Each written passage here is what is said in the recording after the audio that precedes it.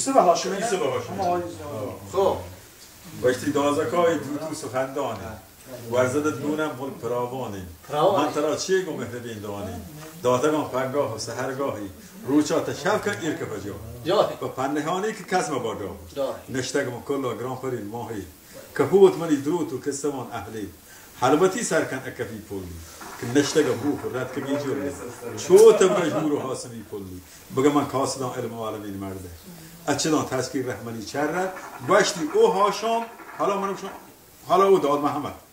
باشتی او هاشام به همو برده منی بمه به دوستی ها سلام سر کرد که لار دا شهی پیشگاه مرد زامری بیکانت مشور رند کرد تو مرگ چه ساین ما فران نمی و محریج به هیرواری دفی کندی و دی زرگری سهتان ما گرب بندی ام برا سه تاوان منا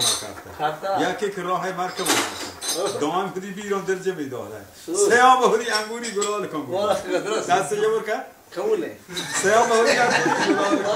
که تراشتگان هیله قدری مردم نزدم برون داد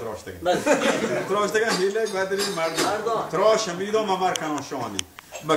شانت مرکو بودن بوده قولو تراش میدان و مرکنان شانی و شک هاتون و کرگزی جوانی و یا خداوند به حق سبحانی من هنچون به اهل مردمی جوانی شرنجادی و تیتک اندامی که به خودی سیل دال که دیوانی آمر زیمن هیتی دنتانی بارگی پوزا پودک سهرانی و هر سوا کار کسان به جوانی وشه موسوی تر هورست و آهانی من ملگی بالا دادن زیانی عاشقان شیدا و گلو خانی ماشاءالله